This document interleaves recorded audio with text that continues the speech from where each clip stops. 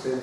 Y cuando ya lo sometemos a la norma ANSI, esas protecciones quedan totalmente rebasadas. Entonces es importante elegir la normatividad para saber el tipo de protección que el doctor se utiliza.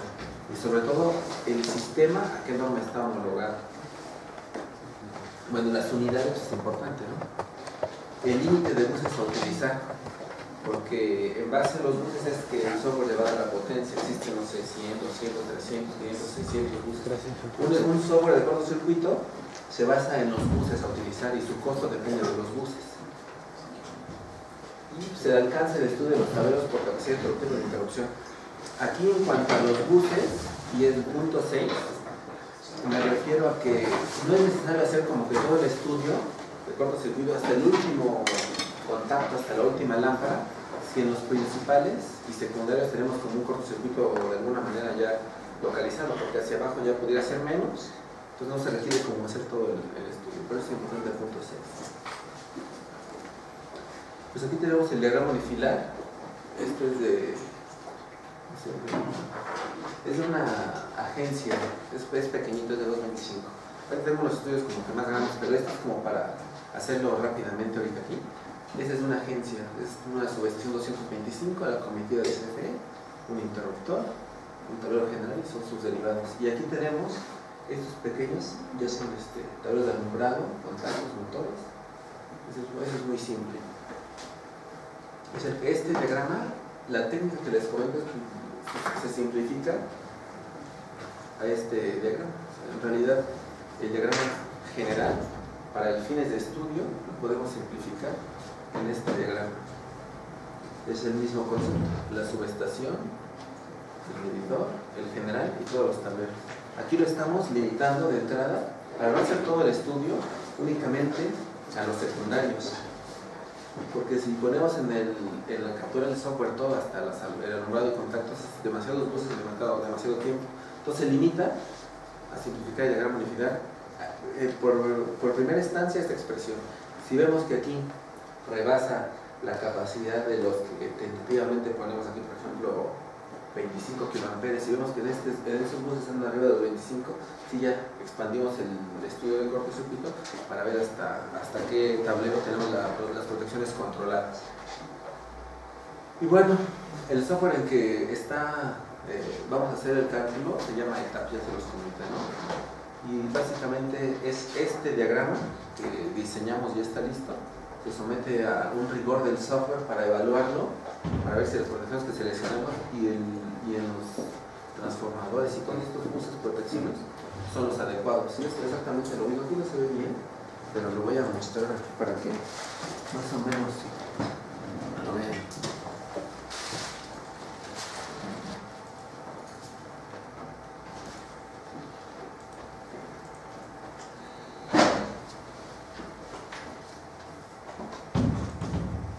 Este es el software que está en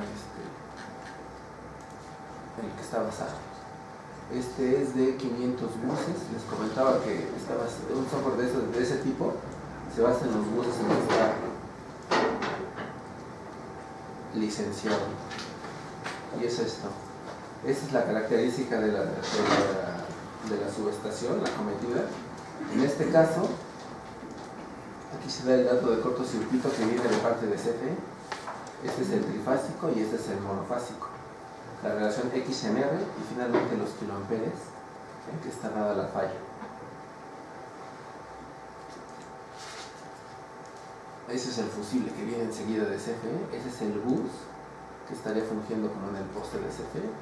Y este ya sería la subestación particular. Ese es el transformador. Lo mismo, se le dan todos los parámetros que quieran. En cuanto a librerías tenemos bastante amplio. Y aquí se le da la tensión primaria, la secundaria, todo el rigor que se requiere, si es tipo seco o en aceite.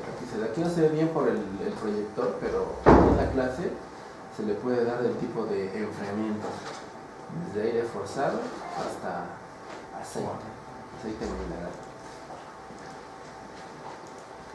Y también el conductor se le puede dar las características del tipo de conductor que estamos usando. para cambiarlo, y en este caso nos ayuda para disminuir el cortocircuito. Hay veces que no se pone por simplicidad, pero es para disminuir el cortocircuito. Pero bueno, vamos a seguir un poco. Así se construye el diagrama. Cualquier duda o pregunta que tengan del software, ahí nos pueden preguntar.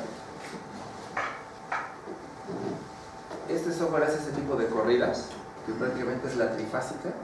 Esas son monofásicas y de línea a línea a tierra. Está a medio ciclo, es a 4 ciclos y a 30 ciclos. Ese es el máximo, esos dos son máximos, el máximo trifásico, de acuerdo a esta normatividad para los interruptores y evaluarlos. Y bueno, de ahí sí tendrían los monofásicos. Finalmente hacemos la corrida del software y en ese resultado, ya que se capturó, se va adicionando elemento por elemento y finalmente, ya que se captura, hacemos una corrida de cortocircuito. Y aquí van todos los elementos que vimos. Ese es un tablero de motores, esas son cargas estáticas, ese es un UPS, tenemos dos tableros más de motores y finalmente vamos a hacer simular la falla. Y aquí está. En este bus, como pueden ver, 4.3 kiloamperes. Después del transformador ya está en 10.96, 10.81 y así va disminuyendo hasta llegar a los tableros secundarios. En estos tenemos, es muy bajo, pues aquí se puede poner tableros marcos de 10 kiloamperes, ¿no? En cualquier marca. Tipo cubo. Tipo cubo, así es. O sea, está muy bajita la capacidad interruptiva. Claro, esta nos proporciona CFE. Ahorita voy a poner un ejemplo donde sí no está donde no está de acuerdo esa capacidad y hay que cambiar los interruptores, pero ya son estudios que nos han encargado como evaluar las protecciones. Bueno, este software tiene dos certificaciones, UN, ANAP, son las principales y son por eso que este software es aceptado en instituciones gubernamentales y privadas. La normatividad en la que está basada, todo ese tipo de rigor que ahorita le comentaba Gerardo, te lo voy a enseñar. El modelo matemático prácticamente se basa en dos modelos matemáticos, el Thevenin y el de componentes simétricas, y además todo el rigor que viene de IEEE, aquí viene la ayuda, que sí les quiero mostrar, nada más por comisión.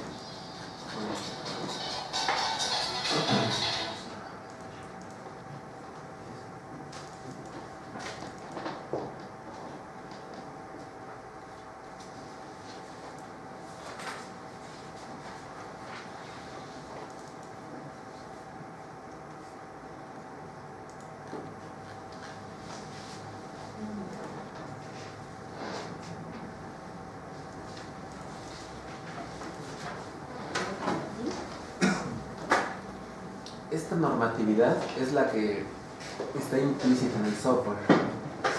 Por los que quisieran tengan esa duda, pues aquí está se las puedo pasar, se puede imprimir un archivo PDF. Y aquí le explica cada uno de las corridas cómo las hace, a medio ciclo, el tipo de aportación que existe de las máquinas hacia el cortocircuito, recompensa transitoria y subtransitoria, de 1.5 a 4 ciclos, qué redes interfieren aquí, y así viene.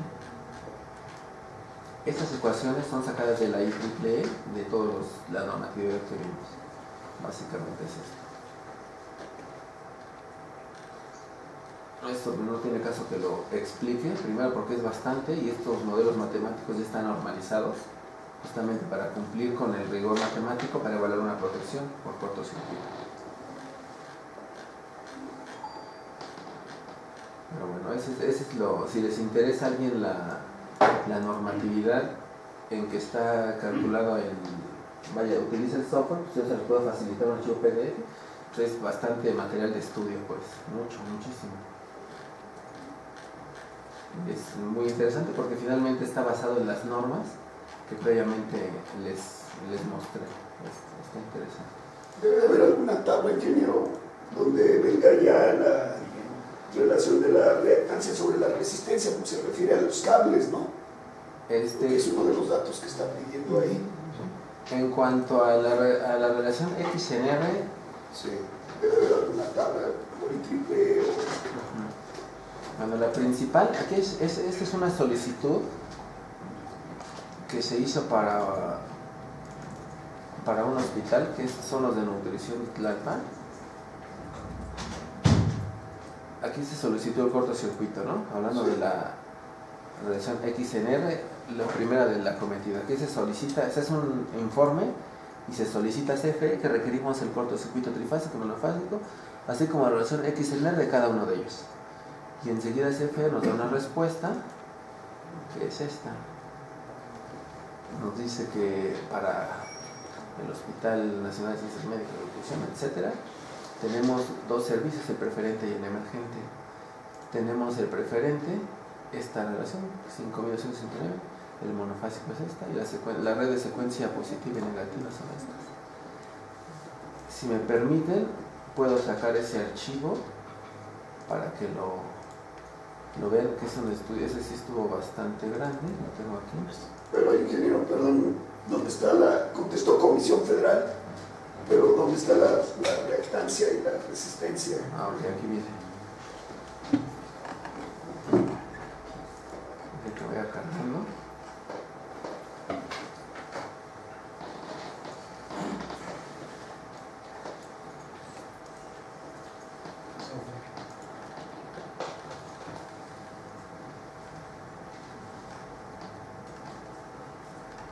Ok.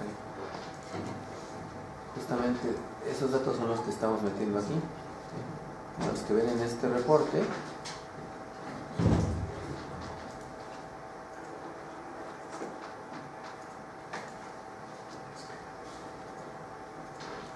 Aquí está, es X en R, es la relación X en R.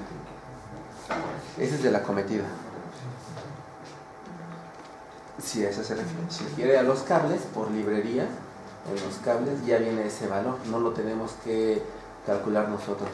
Elegimos nosotros en la librería el tipo de cable que queremos poner, el aislamiento, el material, la longitud, y ya le da todos los parámetros de reactancia que se requiere para ese tipo de cable.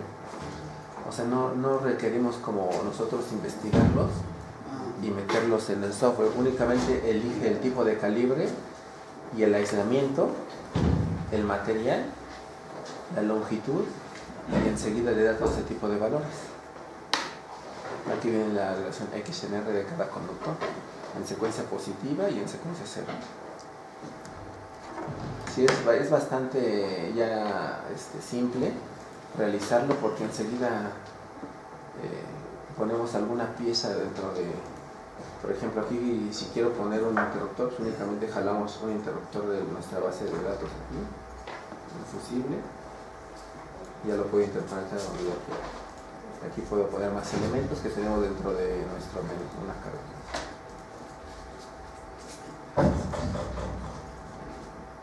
Es la facilidad que nos ofrece ya el tipo de softwares para, aquí le puedo poner, no sé, una carga de 2000 VAs.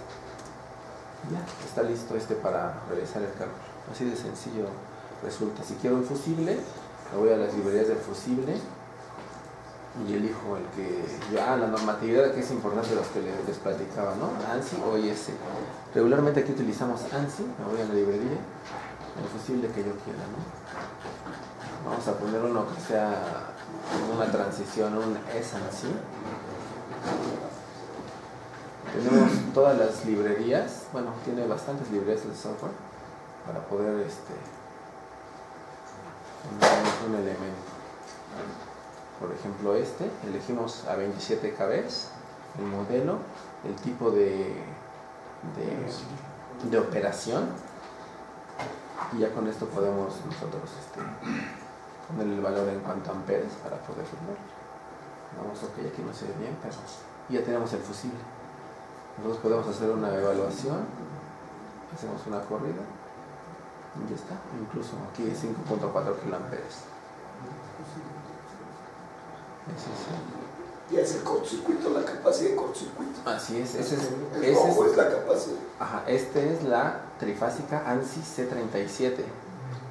Enseguida vienen 4 más que son las que les expuse. Son normativas, pues se pide un estudio porque justamente en eso se basan las protecciones. Debe de tener 4 tipos de corridas de cortocircuito para poder decir que una protección es aceptable de acuerdo a la norma. Confiable. Así se debe hacer cierto rigor, que son estas. 1, 2, 3 y 4. Este tipo de corridas la tiene que cumplir un interruptor. Bueno, les quiero mostrar este, que es el que se hizo en el hospital. De ese tipo, llega a ver de ese tamaño. No se ve bien aquí por la definición del monitor, pero si nos vamos a un zoom más específico, podemos ver los tableros, cada uno de su corriente nominal, los kiloamperes. Y finalmente también tenemos algo interesante aquí, el resultado que nos da esto.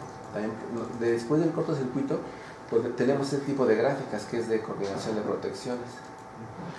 Entonces es bastante interesante, bastante simple ya poder hacer un estudio porque se alimenta de datos. Es realmente el enfoque que le quiero dar a la plática, que aunque sea pues muy grande el diagrama unifilar, gracias a estas herramientas con software podemos tener toda una base de datos y por cada tablero se hace la coordinación de protecciones en secuencia 0, que es para protecciones de puesta a tierra, como en este caso. ¿Qué ajuste se le va a dar al interruptor? Por ejemplo, aquí, y si la podemos ver directamente acá, aquí están los ajustes de este interruptor. Vamos a estar acá arriba. Por ejemplo, ven que los interruptores tienen unos diales para poder hacer los ajustes. Aquí están los ajustes. Este es un Master Pack de 4000, 40H1, 4000 amperes. Y estos ajustes, aquí está el tipo de disparo. Elegimos el tipo de disparo que es un Microelec 6.0 y nos da toda la gama de ajuste en los diales. Entonces nosotros con este estudio podemos hacer de manera manual el ajuste en los diales para que nos dé la coordinación que nosotros estamos esperando. Y ¿cómo lo ven? Lo ven directamente en una gráfica que está aquí en el... O sea, ya va calculando la coordinación de la protección por circuito. Así es, respecto al valor que le estamos dando del interruptor lo pone en las gráficas y es cuando nosotros podemos empezar a hacer la coordinación. Aunque ya aquí tenemos varias corridas hechas, ¿no?, por cada elemento.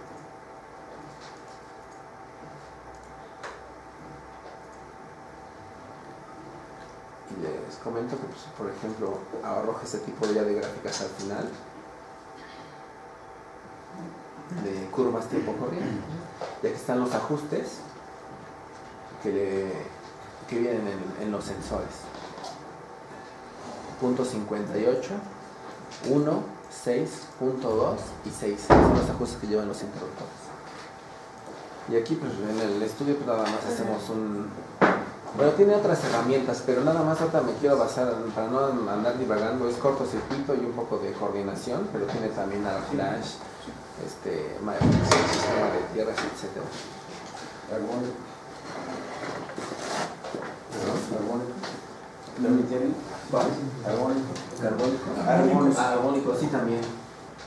Sí, también. Y estudios de estabilidad. ¿Estabilidad sistema? Sí, también. Sí, está bastante completo, pero nada más me quiero acotar a dos, que es cortocircuito de coordinación y lo que aquí pueden simular en este tipo de arreglos que hay dos plantas en varios escenarios. Por ejemplo, si trabajando una y a qué capacidad y el otro trabajando los dos en conjunto. Obviamente también, como menciona el ingeniero, tiene sus reactancias transitorias y subtransitorias de acuerdo al modelo de generador. Aquí está.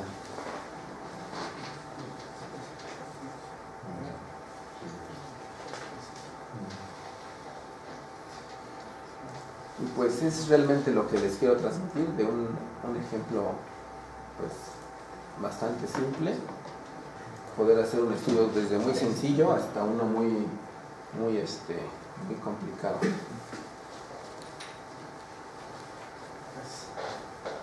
Pueden simular también el UPS, si está el UPS en baterías, con qué carga de baterías. Y pues ya prácticamente sería todo. No sé si tengan algún comentario, algo que quieren que les pueda mostrar del software, pero esa es realmente la intención, ¿no? De un unifilar que tiene todos los datos que así nos pasan, es reducirlo a su mínima expresión para poder hacer evaluar por cortocircuito. Y tenemos la herramienta del software para que pues, pueda ser más sencillo su análisis. Desde los más sencillos hasta los más complejos. Esto está realmente complejillo. Hay más complejos todavía. Alimentadores, protecciones, coordinación. No sé qué más dudas tengan o que les pudiera mostrar aquí en este campo. Pues yo tengo un comentario, ingeniero. No sé qué opine Gerardo, como guía de verificación. Yo hace poco me presentaron un proyecto de cortocircuito para un restaurante que se llama Sushi en Santa Fe, es una cadena. Me lo presentó un arquitecto bastante joven, con 30 o 40 hojas de cortocircuito, con toda la librería y todo eso. Pero ¿quién lo firma? No había quien lo firmara. Se ve que ellos compraron el programa en su despacho y lo elaboran.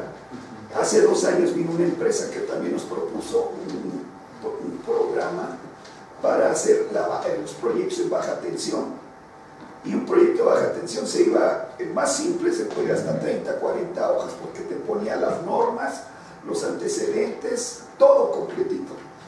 Aquí lo único que digo yo, para nosotros que todos hemos superado esa situación por unos años, pues claro, está muy bien porque nos va a ahorrar mucho tiempo, pero cuando vas a verificar una obra y te presentan un programa de eso, lo mínimo que podemos pedir es que vaya firmado pues, por alguien que avale que lo hizo, porque ya es muy fácil ahorita nomás meter datos y ya saben, pero de alguna forma sí se necesita la responsabilidad y el análisis. Y el análisis. El análisis, porque tú puedes meter esto ahí y pues sí, ya aparecen ahí las corrientes de cortocircuito y todo esto, pero hay que analizar si son congruentes o no con lo que más o menos uno tiene, ¿no? Sí, exactamente. Entonces, el problema de los métodos numéricos es ese, o sea, sí hay que buscar siempre, hay que tener la capacidad, nunca hay que perder la capacidad de análisis.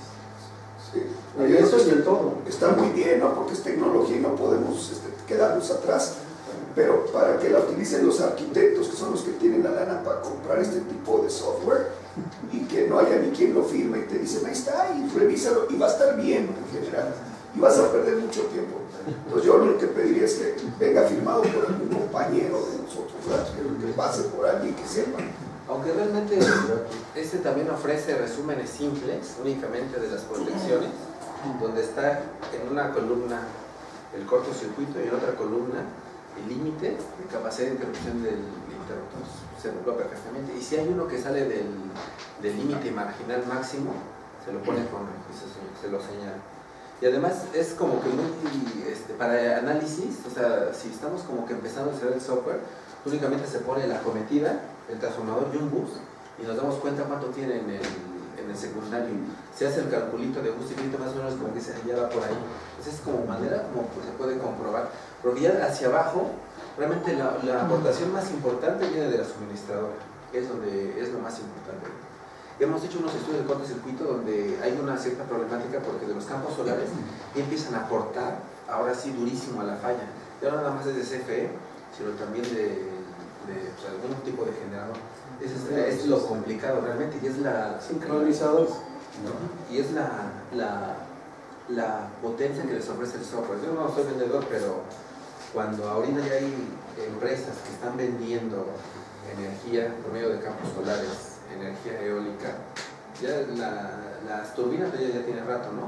Pero no sabemos cómo se maneja el cortocircuito. Entonces es muy interesante el análisis, porque si se maneja simplemente como una carga estática en una celda solar no es correcto, porque aporta muchísimo el falla. Eso nos pasó. Entonces así como colofón se los quiero nada más así como soltar, porque sí realmente fue un dato interesante, ¿no? Cómo aporta realmente los campos solares a la falla. No nada más es el generador. Es interesante.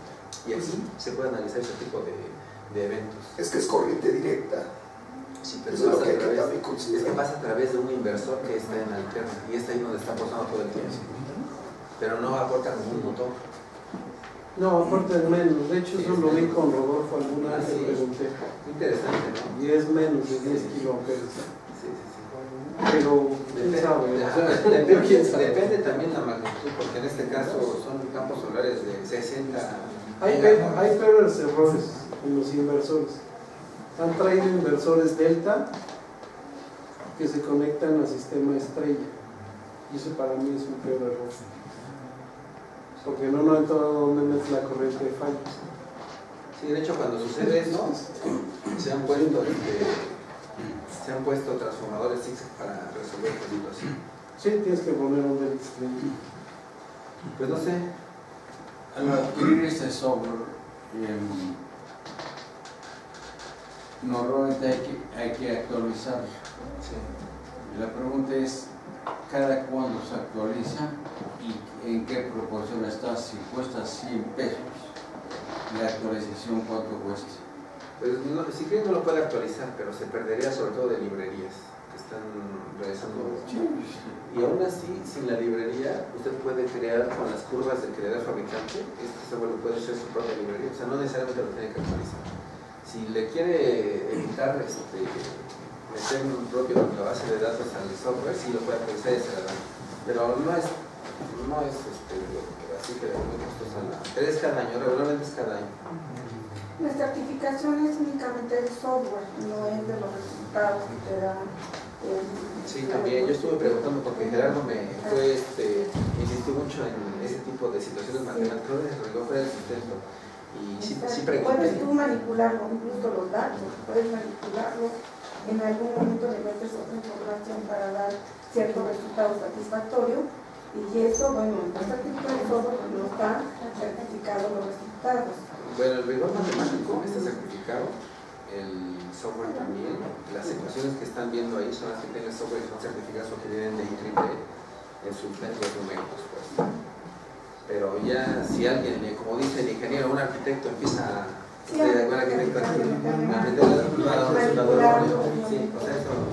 puede, con eso no se puede tener como una certificación. Pepe, se me hace bien interesante lo que comentó el ingeniero José Luis.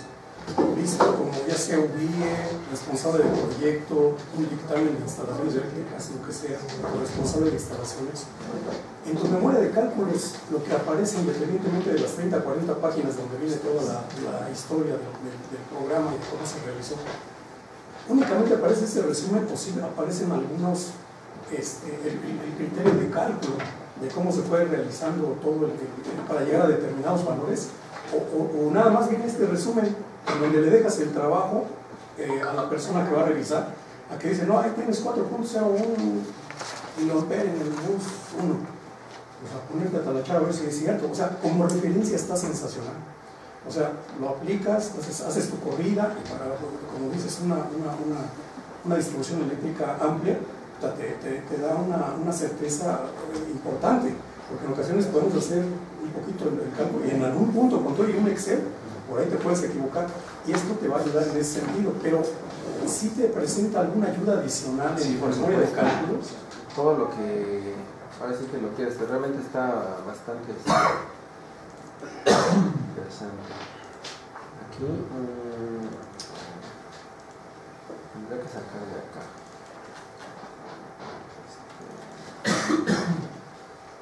Un poquito en respuesta a lo que me estás preguntando.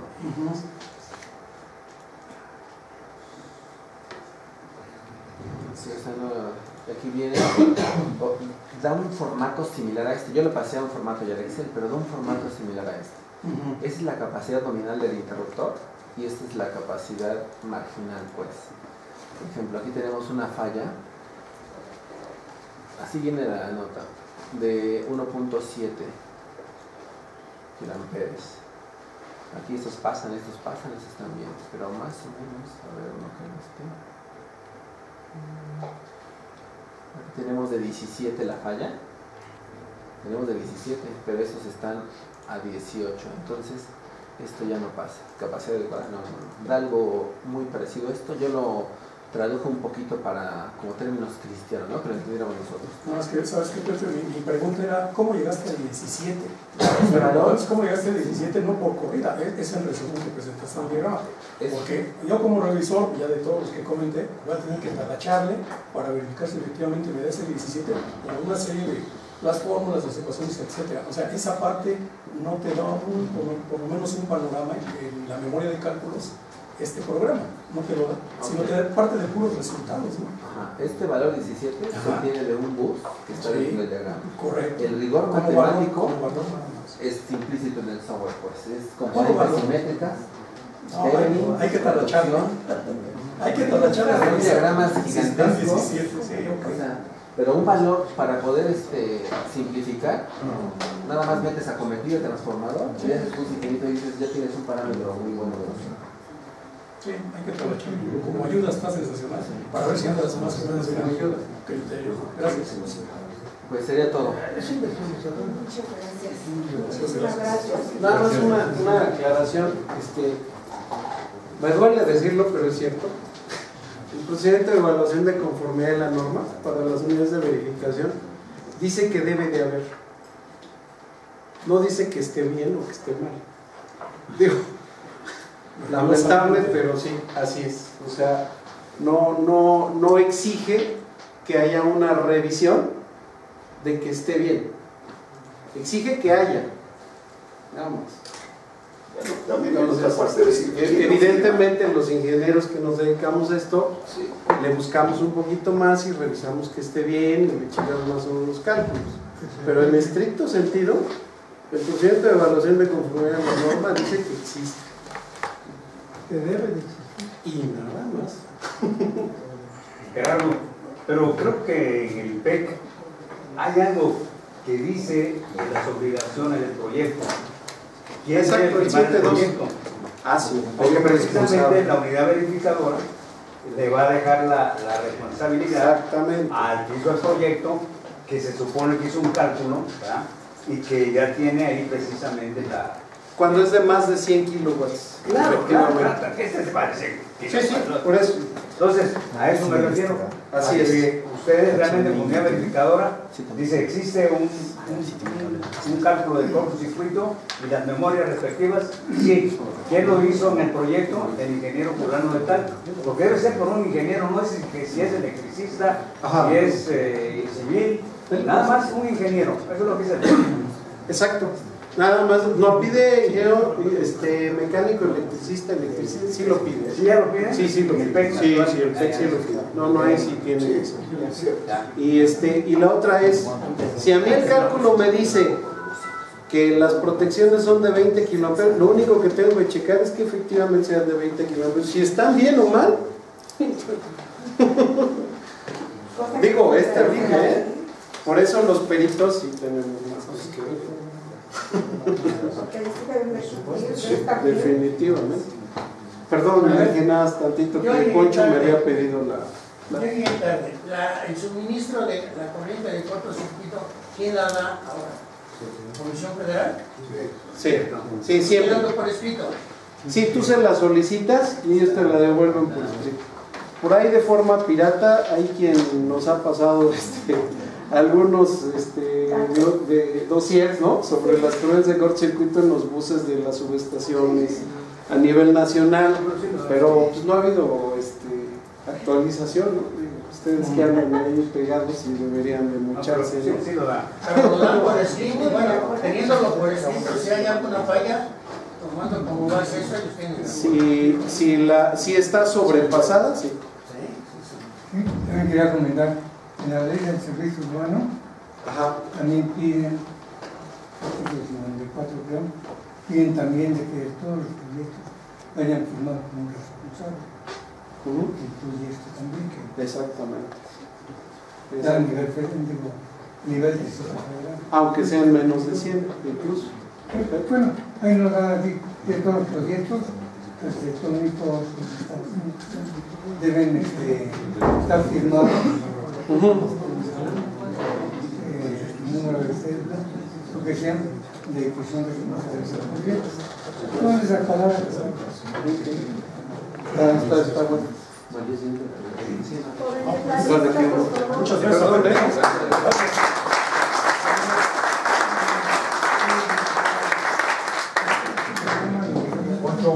andamos con el tiempo recortado. En el Inter que lo máquina y todo, nada más les platico el Astimol que también está. La situación es que tenemos algunas cuestiones por ahí pendientes con el uso de los transformadores tipo pedestal. Los transformadores tipo pedestal, a nuestro punto de vista como colegio, o al punto de vista de muchas personas que integramos este colegio, es que se ha abusado del uso del transformador tipo pedestal, y tenemos duda en cuanto a la conexión, en cuanto al codo, ¿no?, de insertos, para ver cómo está integrado y cómo funciona, ¿no? Entonces, esa es la idea de las pláticas, ¿no? Entonces, adelante, Inge, por favor. Muchas gracias. ¿Qué tal? Buenas noches. Mi nombre es Francisco Calderón. De antemano, primero una disculpa, esta plática originalmente le iba a dar mi servicio técnico, nada más que tuvo una emergencia, entonces tuve que venir a cubrirlo. Como les decía, soy Francisco Calderón y atiendo la cuenta de CFE y en la cuestión de ventas. Entonces ya cualquier duda más específica, si son un poco pacientes conmigo, yo la anoto y con gusto se las hago llegar, cualquier cosa ya muy técnica que no lo supiera. También originalmente iba a ser sobre codos, como bien lo menciona el ingeniero, sin embargo es un producto que nosotros como 3M no tenemos. Entonces más o menos les platico un poquito, yo creo que ya conocen sobre 3M.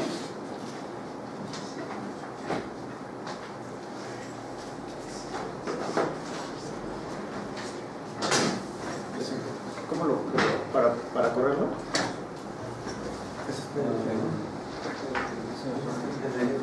Sí, es un PDF, pero no sé cómo quitar esa ventanita. La flechita de Perfecto, gracias. Somos más, los quitamos y los anotamos en la lista. Ahí está. Muchísimas gracias. ¿Por qué no nos mandaron aviso? Recuerden que se anotan aspirantes y peritos. Suspirantes y peritos. Perfecto.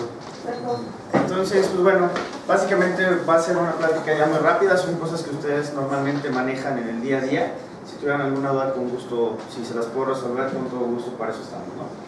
Entonces, no sé si ya conocen la tecnología contráctil en frío, ya conocen materiales de 3M, no sé si han utilizado alguno, ¿quién me puede decir cuál sería?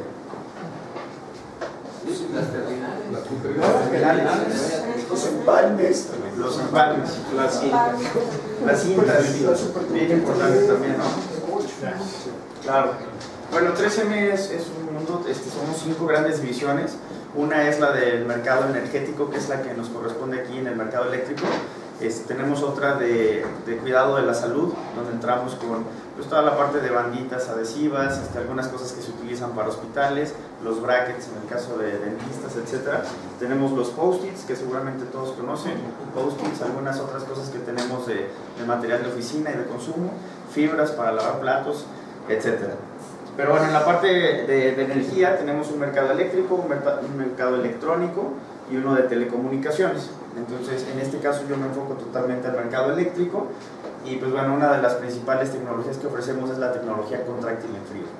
Entonces, sí manejamos algunas cosas en como contráctil, salud, pero finalmente 3M como creador de la tecnología contráctil en frío es la que más trata de desarrollar con nuestros ingenieros, tanto locales en México, en San Luis Potosí, como los que tenemos en Estados Unidos y en otras partes del país. ¿Okay? Entonces, pues básicamente este es el temario que traigo el día de hoy. Teoría de cables de media tensión. Nos lo vamos a aventar muy rápido porque finalmente ustedes ya los conocen. Cómo se clasifican, cómo se componen y cómo se preparan. Es bien importante cada una de estas partes para una correcta instalación de una terminal o de un empalme, independientemente del tipo de tecnología que se maneje, ¿no? Podríamos hacer una terminal incluso encintada. 3M cuenta con todas las cintas para hacer una terminal. Sin embargo, pues obviamente la mano de obra cuenta con más responsabilidad, ¿no? Después, con termocontráctil también se requiere cierta mano de obra. Finalmente, la tecnología contráctil en frío lo que busca es tratar de evitar cualquier tipo de error por mano de obra, ¿no? Pueden pasar. Normalmente ustedes saben que los más críticos son por preparación de cable. Para eso también contamos con ciertas herramientas que facilitan esas instalaciones o esas preparaciones de cable. Entonces, ya entrando de lleno en terminales, hablaremos un poquito de la tecnología, de sus características, cómo seleccionar cada una de las terminales y cómo se instala. ¿Ok?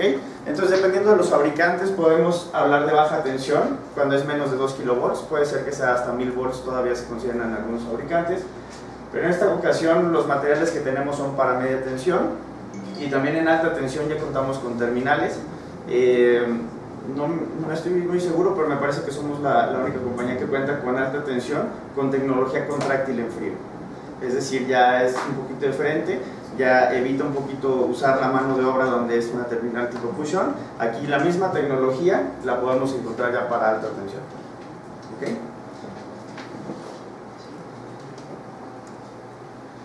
Entonces, básicamente estos son las partes de un cable de media tensión. Normalmente utilizamos, no sé, un XLP de hilos de cobre, ¿no? Entonces tenemos la parte del conductor, la semiconductora, el aislamiento primario, después, bueno, la pantalla electrostática que se compone de otra semiconductora y de una pantalla metálica de hilos de cobre. Por último tenemos una cubierta, ¿ok? Normalmente después es el cable que utilizamos, aquí en el DF será de 25 kV, en algunos otros lados va a ser de 15 o de 35. ¿Okay? Esto es un corte transversal y es importante que en un cable de media tensión recuperemos absolutamente todas las capas de un cable. No es como en baja tensión, que probablemente con el conductor y la cubierta sería suficiente.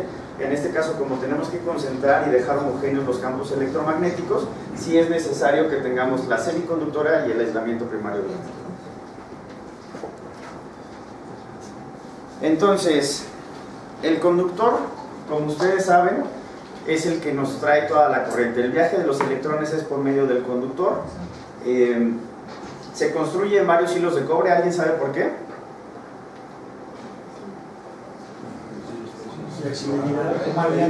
Uno es que le da esa flexibilidad, ¿no? Esa maleabilidad. Y la otra es que como la corriente viaja por un efecto piel, el hecho de que tengamos varios cables, varios conductores, estamos utilizando toda la superficie de cada uno de ellos, lo que nos va a dar mayor ampacidad, que es la capacidad de conducir. Entonces, ustedes saben cuáles son los metales que se acostumbran, son cobre o aluminio, y pues básicamente la diferencia, pues lo más crítico es el precio, ¿no? El cobre evidentemente tiene mejores propiedades, sin embargo pues es mucho más costoso que el aluminio. Y pues bueno, esa es la AWG y KCM, es como los definimos en calibre. Entonces, el aislamiento primario del cable, como su nombre lo dice, su principal función es precisamente aislar esa corriente. Más o menos tiene una temperatura de operación de 90 grados centígrados y lo que utilizamos es EPR o XLP. Si nosotros quisiéramos hacer, esto lo vamos a llevar a una dinámica al mismo tiempo, si nosotros quisiéramos hacer un empalme, ¿qué materiales de 3M tendríamos que utilizar para llevarlo a cabo? Por ejemplo, veíamos que lo primero que teníamos era el conductor. Entonces, ¿cómo vamos a llegar de un conductor a otro con un material 3M? Con las mismas características, el mismo aislamiento, si es EPR o XLP. Correcto, pero en la parte del conductor específicamente... Si es cobre, tiene que ser cobre. Okay, exactamente. Entonces, lo que quiero que sepan es que 3M cuenta con la gama de conectores a tope y de zapatas también, en cobre, en aluminio y las bimetálicas, ¿no? Para que si no sabemos de qué vamos a utilizar, utilicemos la bimetálica, que tiene un superconductor que evita cualquier tipo de corrosión o de par galvánico. Entonces, si seguimos con ese empalme, ¿qué utilizaríamos de 3M para hacer el aislamiento primario? Suponiendo que no tenemos el empalme de 3M. Tendríamos que abrir el conductor hasta, bueno, todo el conductor hasta su parte de metal, que es el cobre, y capa por capa. ¿De acuerdo? Sí, si nosotros tenemos ya los cables preparados en los dos extremos, yo ya, bueno, suponiendo que ya tuviera todo, ya empaté mis conductores y ya los ponché con una zapata, con un conector a tope. Después, ¿qué sigue? En lugar del aislamiento primario, ¿qué vamos a utilizar? Una cinta. ¿Qué cinta sería? Semiconductora, de la misma marca. Si regresamos una antes, veíamos que aquí estaba el conductor. Aquí tenemos una semiconductora. Entonces, ¿alguien sabe cómo se llama la cinta semiconductora de 13.000? Scotch 13 es la semiconductora. Después sigue el aislamiento primario. ¿Cuál es el que hace? Bueno, este hace la labor de aislar de media tensión. ¿Qué cinta de 13 me utilizarían ahí?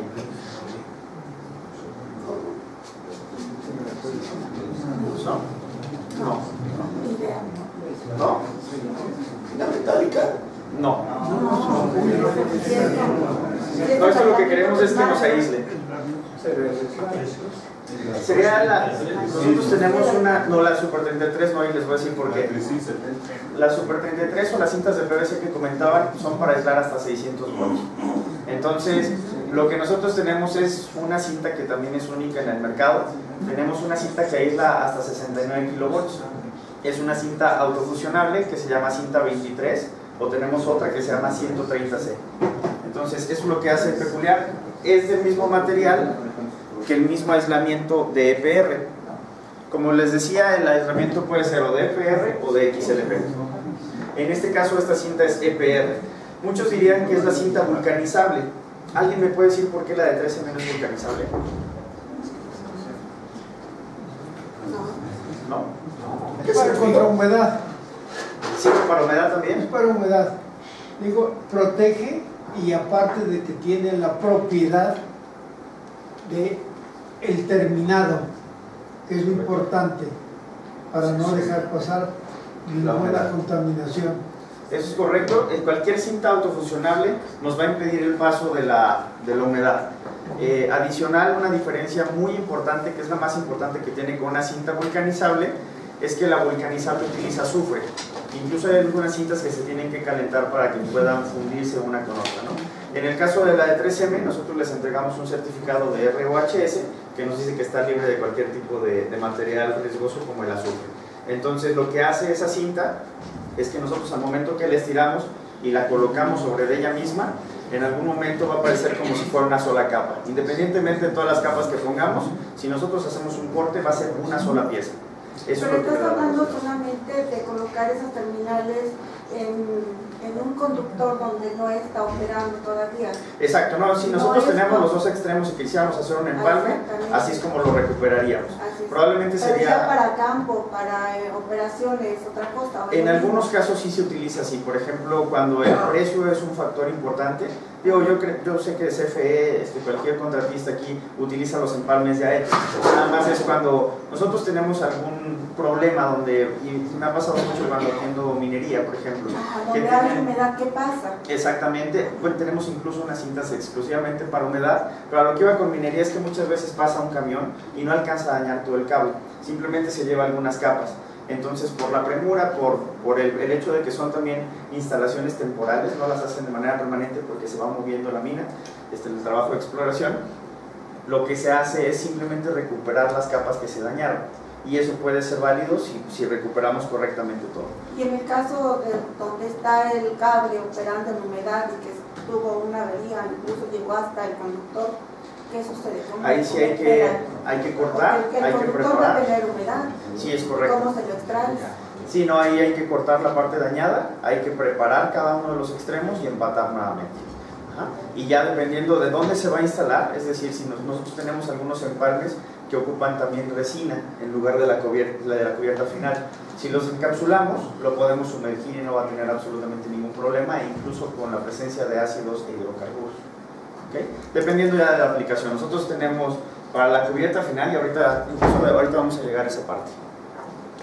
Nada más para terminar con esto, la pantalla electrostática, lo que nos va a servir, es estas dos capas, que es una semiconductora y la de hilos de cobre, es para homogeneizar todos los campos electromagnéticos, para evitar que si en algún momento tiramos el cable, se vaya a tierra y provoque un punto caliente como en este caso.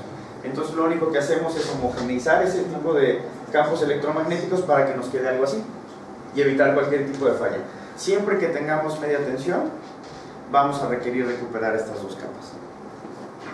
Y por último, como les decía, la cubierta del cable pues ya no tiene tanta función eléctrica, a pesar de que sí aísla 600 volts, pues ya toda la parte del aislamiento primario es el que llevó toda esa labor.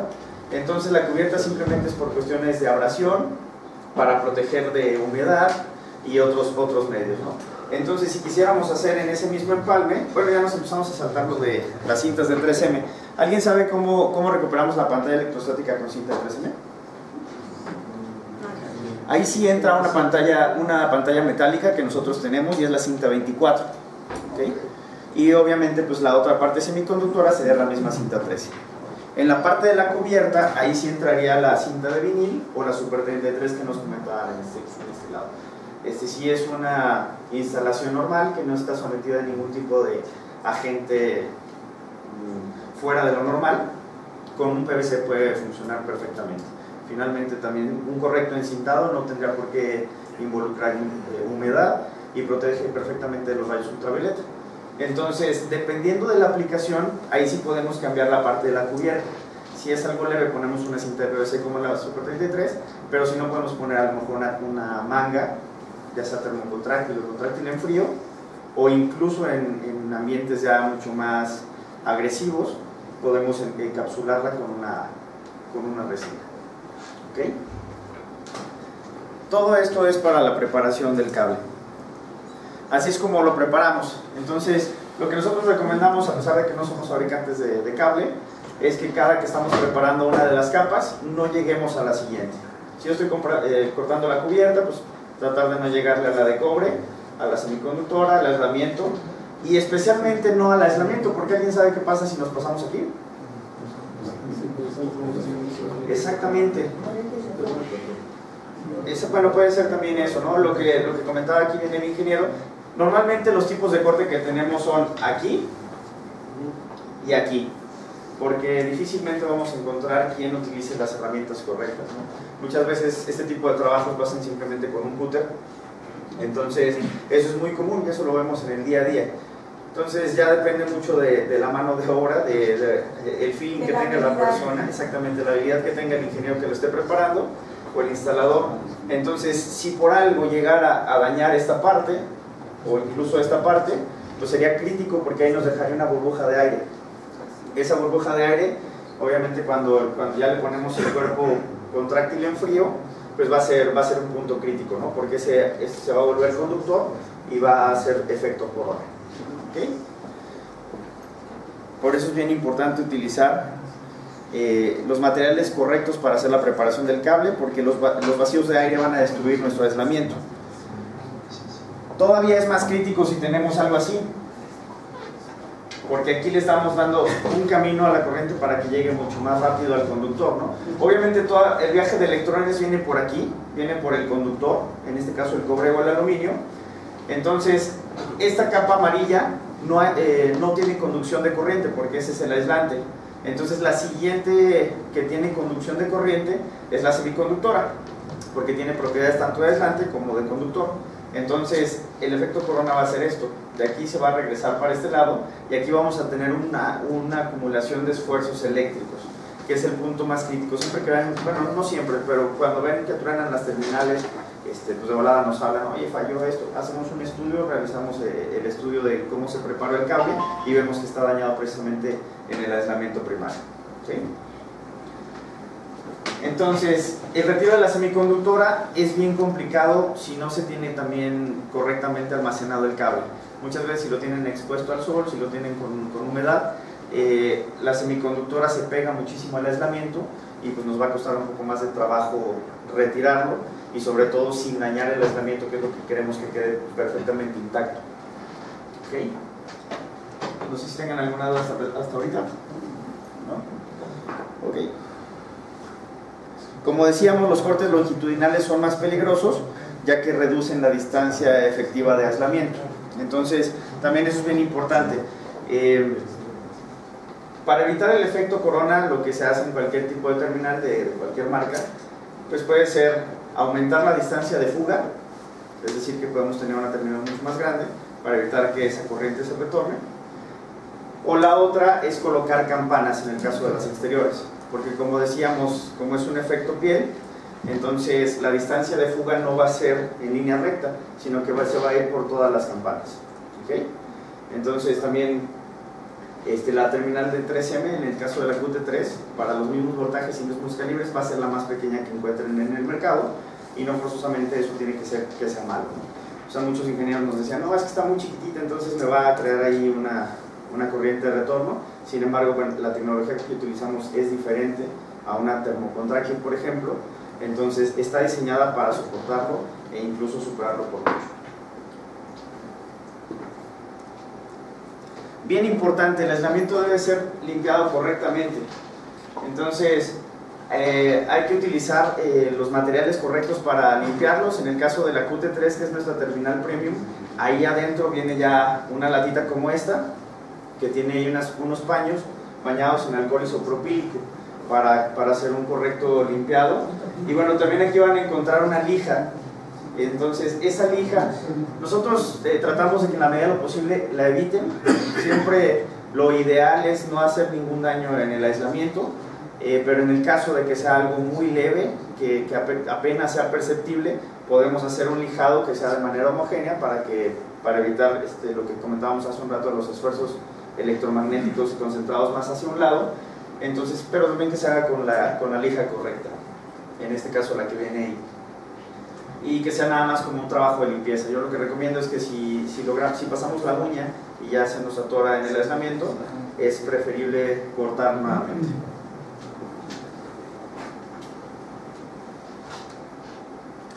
Como les decía, el lijado únicamente se recomienda para limpieza y debe ser con una lija de grano 120 o menor y de óxido de aluminio. Lo que no queremos es que haya ningún tipo de conductor ahí que se pudiera quedar como residuo. ¿Okay?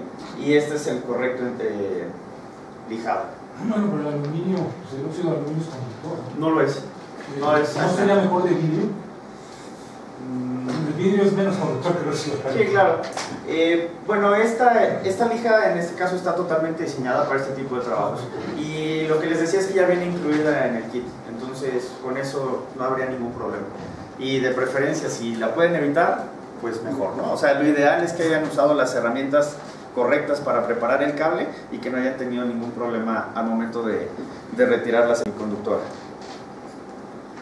Estos son otros métodos para quitarlo. Esta sí es una herramienta que comercializamos en 3M. Es una herramienta que nos sirve para quitar tanto el aislamiento primario como la cubierta.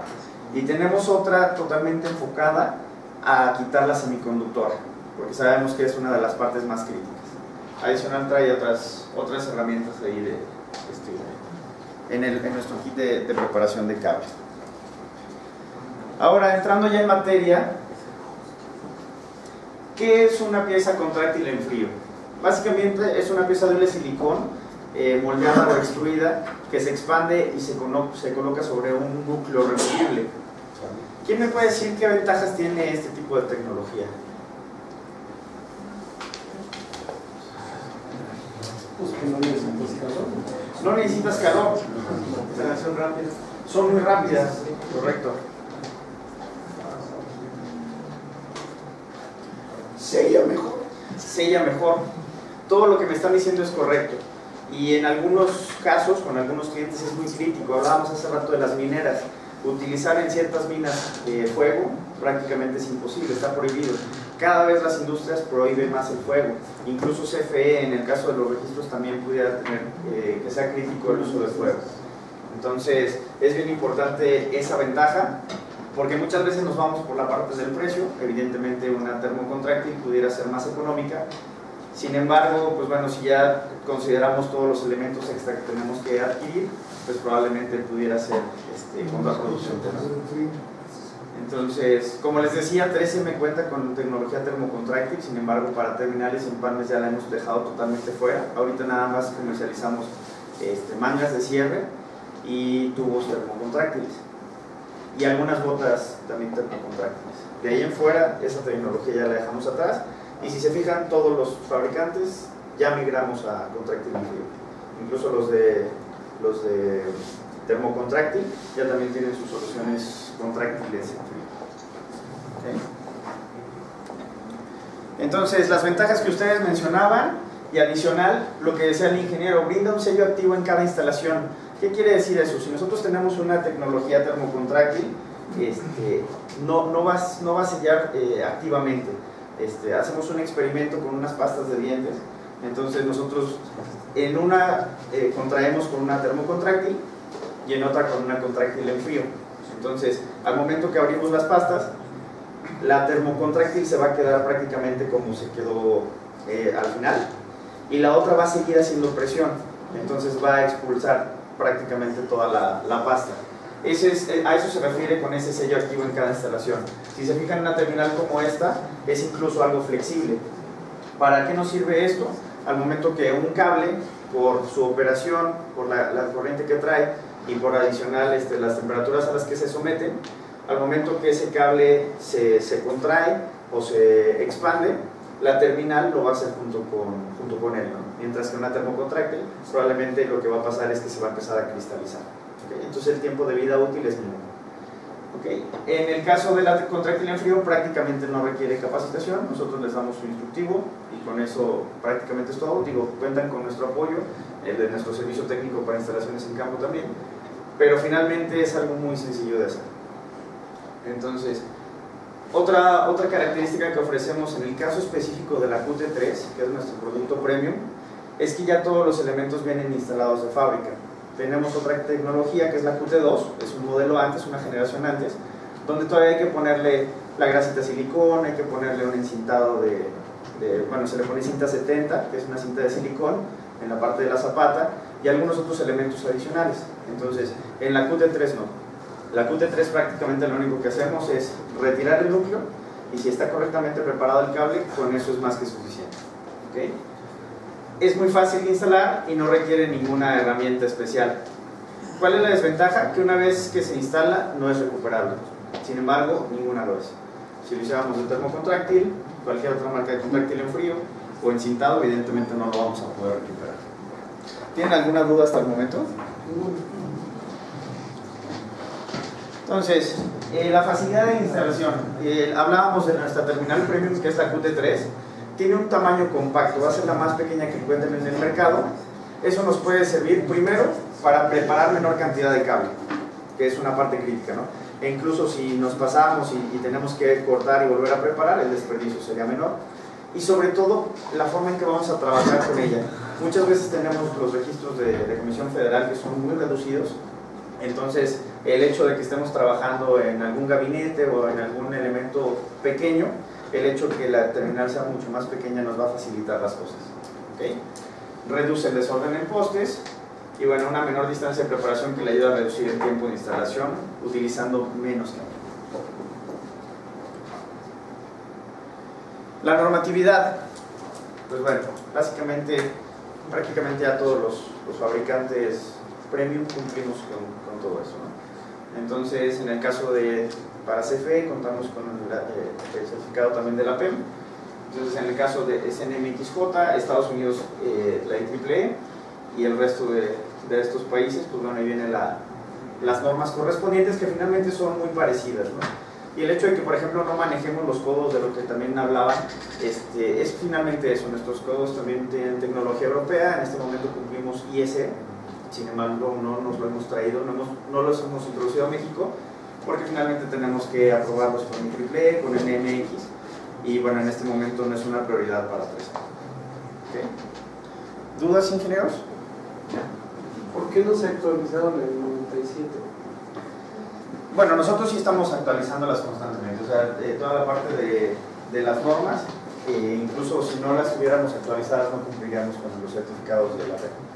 Esta es una presentación también anterior, pero sí, al momento que se actualiza la norma, nosotros actualizamos. Lo que sí es que nosotros cada vez les pedimos más a los ingenieros que eleven las especificaciones lo más posible, porque finalmente ya, pues cada vez somos más fabricantes que cumplimos con este tipo de normas, ¿no? Entonces ya hay producto chino en el mercado también, que finalmente como ya no son tan robustas esas normativas, pues cumplen sin ningún problema.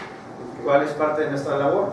Pues ir con CFE, ir con los contratistas y tratar de elevar la especificación para que al menos compitamos con los grandes, y no estemos compitiendo con los chinos que...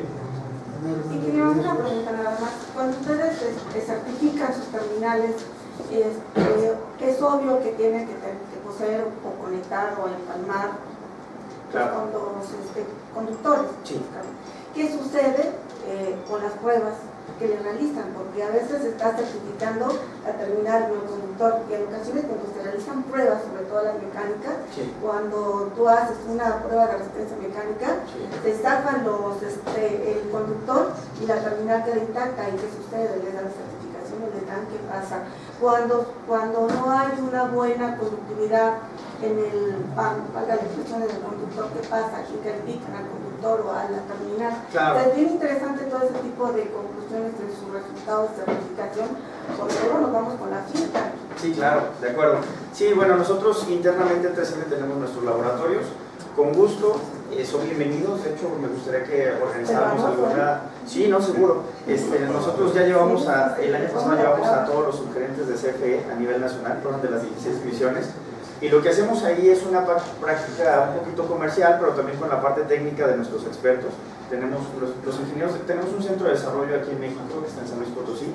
Ellos vienen, ellos son los que, en base a la voz del cliente, van definiendo la pauta de qué sigue, ¿no? Ahorita tenemos muchísimos proyectos de gestiones antifraude, donde vendemos a CFE cajas que evitan el robo de energía. Es lo que nos hemos enfocado un poquito últimamente en nuestros desarrollos. ¿Son los que están en Acapulco?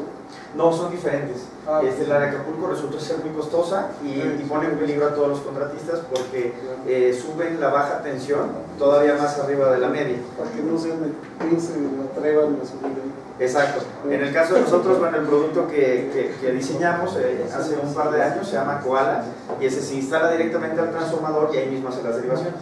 Entonces ya no es eso, obviamente también va protegido. Koala porque va así abrazado. Koala porque abraza al transformador y los bornes ya quedan adentro del Koala y prácticamente ahí nada más salen las derivaciones, ¿no? Y así se roban la energía, ya no se la roban a CFE, se la roban a algún vecino, ¿no? Entonces, bueno, nos salimos un poquito del tema, pero volviendo a eso, tenemos nuestros laboratorios y con todo gusto los podemos invitar. Tenemos un transformador. Nosotros la última vez que fue CFE hicimos alrededor de 15 pruebas a una terminal de 15 kV y le hicimos tronar hasta 69 kV, nos aguantó, pero nos aguantó la de 15, ¿no? Entonces, evidentemente las pruebas son más robustas en los laboratorios externos, por eso siempre están avaladas por un laboratorio externo. En este caso es la PEM quien hace la prueba. Al momento que se genera el arco eléctrico, checan precisamente dónde fue la falla para evitar que lo que comentaba usted. Entonces sí, de eso sí pueden estar sin ningún problema. De hecho, de todas las veces que nos han hablado para reportar alguna falla de terminales o empalmes, hemos visto que hasta ahorita no ha habido un solo caso que haya sido por la terminal en sí. Ha sido normalmente por una mala preparación. Y bueno, así es como veríamos internamente una QT3. Como les decía, esta ya trae absolutamente todo instalado de fábrica. Nosotros tenemos aquí un compuesto que sella para la parte de humedad. Tenemos, a diferencia de también otras marcas que nada más manejan una masilla de control de esfuerzos o un tubo de control de esfuerzos, nosotros manejamos las dos cosas. Tenemos tanto el tubo de alta constante dieléctrica para alivio de esfuerzos eléctricos, como un compuesto sellante integrado que también es de alta constante dieléctrica, ¿no? Ahí radica nuestra tecnología, es un método capacitivo, entonces ahí prácticamente es donde podemos darnos el lujo de tener una terminal tan pequeña, ¿okay? Adicional a eso, en el caso de las exteriores, como les comentaba, tiene ciertas campanas de silicón también. El silicón ofrece muchísimas ventajas, es hidrofóbico, si dejamos caer agua, van a ver exactamente cómo se van formando las esferitas y se resbalan. Entonces estas campanas tienen esos dos objetivos: primero, que escurra el agua. Sí. Perdón, es higroscópico, ¿no? Nosotros le hidrofóbico porque hidrofóbico es rápido. Hidrofóbico, exactamente, es la negación.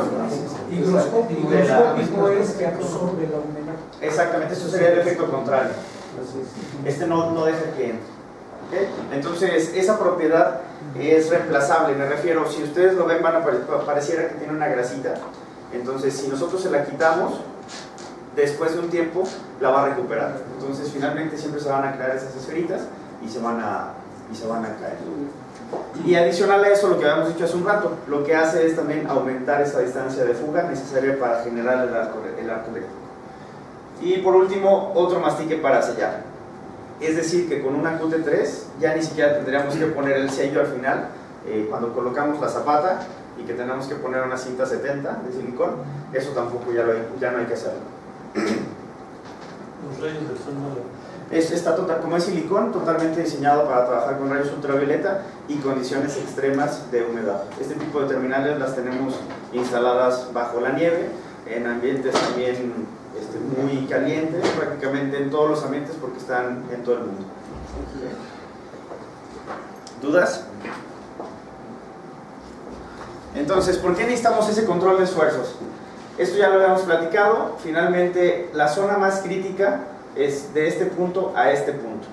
Aquí es donde vamos a tener una concentración de esfuerzos eléctricos, que es la que tenemos que proteger. Entonces, si nosotros abrimos una QT3, vamos a ver cómo el tubo de esfuerzos eléctricos va a quedar protegiendo esta parte, y la masilla, que también es un buen ancho de masilla lo que tiene aquí, para evitar cualquier tipo de falla al momento de hacer las mediciones, también va a recaer en este punto. ¿Okay? Entonces, como les decía, es un método capacitivo resistivo, incluye un compuesto instalado de fábrica de alta constante dieléctrica que se adapta al corte de la pantalla semiconductora. Es básicamente lo que acabamos de ver. Entonces, la concentración de esfuerzos que tenemos es la mínima en el mercado. Y el nuevo compuesto de alta constante dieléctrica elimina la posibilidad de error por mano de obra. En algunas otras marcas, si se fijan, va a ser el espesor de una Super 33, de una cinta vinílica. Entonces, si el instalador no toma correctamente las medidas, sí se puede convertir en algo crítico, ¿no? Si ese corte específicamente no queda en su masilla, seguramente va a tronar. Entonces, en este caso, como pueden ver, es una buena cantidad de masilla la que tenemos aquí, adicional al tubo de control de esfuerzos. Tiene resistencia al tracking a ser de silicón. El tracking, ustedes saben que es básicamente la degradación que hay, ese tipo de caminos conductivos que se crean en el material. En este caso, pues bueno, eso sucede con la termocontráctil. ¿Y qué es lo que favorece el tracking? Pues obviamente la humedad, la contaminación y el nivel de tensión de esa creación de caminos conductivos. Entonces, ¿cómo lo vamos a controlar? Habíamos dicho, una es incrementar la distancia de fuga. La otra es incorporar estas campanas de agua, y la otra es mejorar los aislamientos, los materiales de aislamiento, ¿no? Entonces, en este caso, la QT3 cumple con estas tres cosas. Otra cosa bien importante, nos ha tocado ir a algunas empresas, o bueno, en todo tipo de instalaciones, muchas veces cuando tienen el transformador abajo, lo que hacen es que llegan y colocan el cable estresado hacia el revés, y las campanas quedan hacia abajo, ¿okay? Ahí se acumula el agua. Y pues bueno, el hecho de que el cable esté totalmente estresado también puede dañarlo, ¿no? Entonces, la solución que ofrece 3M ante ese tipo de circunstancias es una terminal QT3 también, que cuenta con exactamente las mismas características, pero que tiene las campanas invertidas. Entonces, eso básicamente lo que va a hacer es evitar que se acumule ahí el agua, y ya depende de la ingeniería que hayan tomado, deciden si toman una u otra. ¿Ok? El silicón en su mayor parte es inorgánico, por lo tanto cualquier posible erosión debido a una descarga eléctrica no forma caminos conductivos de carbón, a diferencia de una termocontráctil. Y la alta resistencia de sus enlaces moleculares evitan el cuarteamiento de su superficie. Básicamente son propiedades que tiene el silicón. Es hidrofóbico y recupera su hidrofobicidad aún haya sido transformado en hidrofílico debido a descargas eléctricas. Es decir, que si en ese momento se descarga eléctricamente, a lo mejor pierde en ese momento su hidrofobicidad, pero la recupera debido a la tecnología que tiene el silicón. ¿Okay? Tiene gran estabilidad ante rayos ultravioleta y mantiene una superficie lisa que evita la adhesión de contaminantes. Como les decía, vamos a encontrar algo así, y la tenemos, bueno, en el caso de CFE, pues también la tiene instalada en todos lados. En algún caso, algunas instalaciones que tenía la extinta Luz y Fuerza utilizaban el cable tipo PIC, de este tipo que tiene aceite, ¿no? Entonces, tenían un punto muy crítico. Creo que subestación del río Los Remedios o algo así, que tenían un problema de contaminación crítico. Bueno, ya nosotros llevamos nuestras terminales, ya llevan más o menos 2 años, y hasta el momento no han tenido ningún problema, donde prácticamente siempre les tronaba.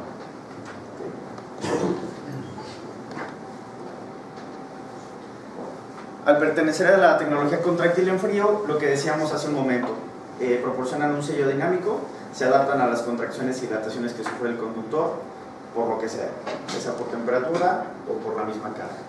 ¿Okay? También con toda confianza, si ustedes gustan llevar terminales, sí lo pongo a su consideración. Yo por cuestiones éticas no me permiten hablar de mi competencia, y menos porque creo que aquí están un poco... No, jamás hacemos eso. Pero lo que sí, y bueno, también invitado, en nuestros laboratorios o en cualquier laboratorio que quisieran, lo que nos gusta hacer son pruebas destructivas, es lo que nos encanta, ¿no? Entonces, si ustedes gustan llevar de cualquier marca y compararla con una de la nuestra, con toda confianza podemos hacerlo. Entonces, pues bueno, básicamente eso es lo que tenía preparado. Esto ya nada más es la selección de las terminales. Este es el modelo de nuestras terminales en 3M. ¿Qué necesitamos para seleccionarla? Obviamente saber si necesitamos interior o exterior. ¿Qué me dice la diferencia entre interior y exterior físicamente? Las campanas o los faldones, ¿no? En el caso del interior no es necesario. Eso se compensa, la distancia de fuga se compensa con longitud. ¿Okay? Entonces necesitamos saber si es interior o exterior, necesitamos saber para qué voltaje es. Con este tipo de tecnología tal cual la vieron, ya tenemos hasta 69 cabezas, tal cual así. La que les decía de 115, eso sí ya hay que ponerle su porcelana o algún otro elemento adicional, pero la parte de control de esfuerzos, que es de las más críticas para instalarse, también ya es con contráctil. ¿El exterior se puede usar en el interior? Correcto, pero en el interior no se puede. Bien importante eso. El exterior siempre la vamos a poder utilizar tanto para interior o para exterior con el mismo calibre, y la interior no la podemos usar en exteriores. ¿Okay? Entonces, como les decía, saber si es interior o exterior, el voltaje, el calibre y el nivel de aislamiento. Entonces, en base a esto, nosotros seleccionamos, por ejemplo, para 15 kb, tanto a 100 como a 133, y en un calibre que nos queda aquí, que es el 1.0, pues el modelo sería 7622 S2.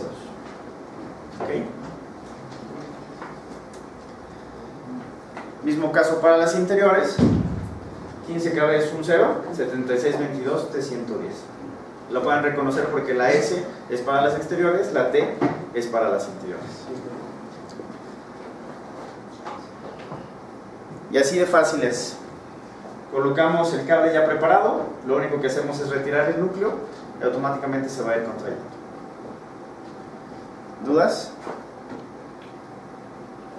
No requiere herramientas ni calor, elimina el riesgo que ya por sí misma la flama trae, ofrece un sello de presión constante, reduce el tiempo de instalación, son menos pasos, incluso en una termocontráctil son más cuerpos los que hay que colocarse, incluso las campanas también vienen aparte.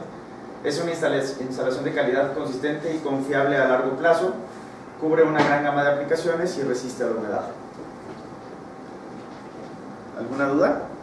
¿Comentario? Sí. En los cables normalmente se puede utilizar el nivel de aislamiento al 100 o al 133%. La pregunta es, ¿hay alguna diferencia o se tiene que especificar el nivel de aislamiento? En el caso de la QT3, que es nuestro producto premium, es indiferente. Si se fijan aquí, nos sirve tanto para 100 como para 133. Pero nuestro producto, que es una familia anterior, una generación anterior, que es la QT2, ahí sí depende del nivel de aislamiento, el modelo que tenemos que seleccionar. ¿Por qué? Porque obviamente esto nos va a aumentar el grosor del cable, del aislamiento en este caso. Entonces ahí sí hay que considerar si estamos trabajando con el 100 o con el 133. Pero tenemos, bueno, para prácticamente toda la gama.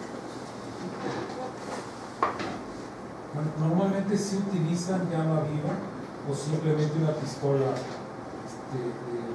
Normalmente yo lo que he visto es que no utilizan llama viva. Sí se puede, ¿no? Evidentemente. Pero lo que se usa es una pistola de calor. La verdad, bueno, nosotros utilizamos pistolas, pero para paredes muy delgadas. La verdad, con terminales no sé. Yo todas las veces que he visto una termocontráctil he visto que utilizan la llama viva. Y pues bueno, de entrada ahí ya estamos saliéndonos de las temperaturas normales de un cable, que son 90 grados. Por eso es a lo que me refiero. Sí. Es más tranquilo Sí, adicional a eso, si ustedes han tenido experiencia en instalar una terminal termocontráctil o un tubo en general, lo que hacen es empezar al centro, entonces más o menos a la altura de donde está el control de esfuerzos que les comentaba que era tan crítico, y empezar a sacar el aire por un lado. Finalmente regresamos a ese punto crítico, volvemos a calentarlo y ahora lo sacamos hacia el otro lado. Entonces estamos calentando el punto más crítico en varias ocasiones. Entonces evidentemente sabemos que puede funcionar, ¿no? Hay terminales instaladas desde hace mucho tiempo que no han fallado y no hay ningún problema. Sin embargo, eso ya depende también de la demanda que tenga ese terminal, de la mano de obra, que es básica. En el caso de alguien que no tiene esa expertise, probablemente va a contraer perfectamente de un lado y a lo mejor del otro lado puede dejar burbujas de aire, y eso se nos va a convertir en algo crítico definitivamente. Y adicional, ese fuego va cristalizando el material, entonces a la larga se pueden es que si se pasa uno, pues, tiene que ser hasta cierto punto una temperatura controlada. Correcto. Hasta cierto punto. Pues es muy fácil pasarse y quemarlo. Sí, exactamente. Se cristaliza y entonces se rompe. Y ya no sirve la parte. Por eso lo que yo he visto que normalmente se usa con algún tipo de calor. Pudiera ser, la verdad no sé, también por el mismo grosor de las... Es más lento, pero es más seguro. Sí, seguramente sí. Seguramente sí. Pero bueno, todo eso se lo evitan con una tecnología contráctil en frío. ¿Okay? Entonces, en conclusión, es un superior desempeño eléctrico, un diseño más compacto y eficiente, sobrepasa las expectativas de duración en condiciones adversas, es más fácil, más segura y más rápida, y se puede aplicar prácticamente para cualquier tipo de calibre y cable. ¿Okay? ¿Alguna duda? ¿No? Bueno. Todavía bien, pero... ¿Perdón? El tiempo es corto. Sí, el tiempo es corto y lamentablemente, pues bueno, ahí me quedó mal la tecnología. Traíamos videos que les quería mostrar, pero me gustó más porque ya surgió esto de la visita. Con todo gusto, de verdad, 3M es su casa. Sí, no, claro que sí. Estamos en Avenida Santa Fe, obviamente en la colonia Santa Fe. Sí, correcto, ahí este es mi celular. Bueno, les comparto, ya no soy ejecutivo de cuentas clave CFE. Desde la semana pasada ahorita tomo un rol